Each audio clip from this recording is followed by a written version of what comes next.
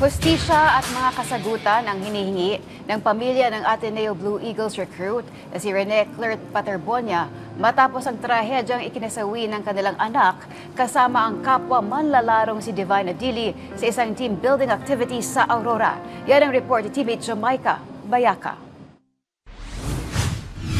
Emosyonal na nananawagan ng hustisya ang ina ni Rene Clert na si Rovelyn Paterbonia matapos ang trahedyang ikinasawi ng kanyang anak at kapwa Ateneo player na si Divine Adili sa isang team building activity ng Ateneo men's basketball team sa Dipakulaw, Aurora. Batay sa paunang investigasyon ng Aurora Police, tinangay umano ng malalakas na alon at agos sina Paterbonia at Adili habang lumalhok sa isang water activity noong Lunes, June 8. Isinugod sa ospital ang dalawang manlalaro matapos ang insidente, ngunit idineklarang wala ng buhay. Sa naunang panayam ng ina ni Rene sa gobernador ng Agusan del Sur, hindi umano ipinaliwanag sa kanya na may ganitong uri ng aktibidad bilang bahagi ng nasabing training. Aniya kung naipabati dito, hindi niya papayagan ng kanyang anak na sumali. Hanggang ngayon ay hindi pa rin maunawaan ni Rovelyn kung paano nauwi sa trahedya ang nangyari.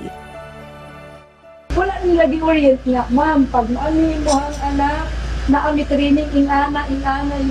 Eh kung di pasapot lang po nila nga na anak, pumusubot. Palag, magkalisod mo din ako siya yad ko dito.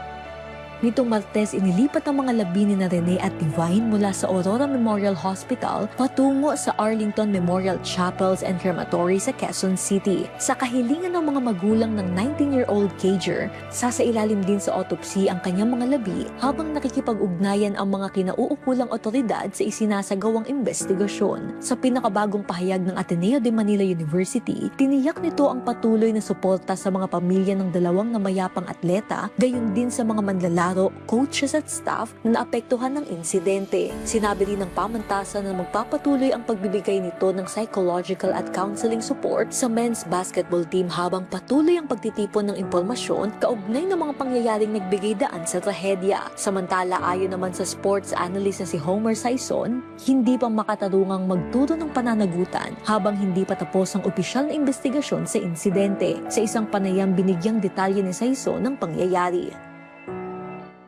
What happened was, they were having a running exercise on waist-deep water. Like exercise lang.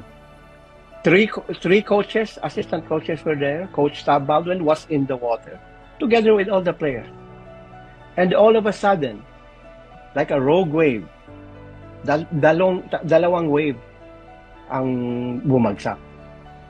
And then when those two giant waves, large waves, as I was told, when it hit them, na-scatter yung mga players at saka mga coaching staff.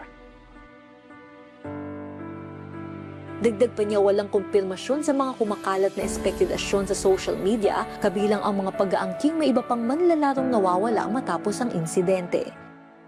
There's nobody missing, no other players missing, everybody's been accounted for.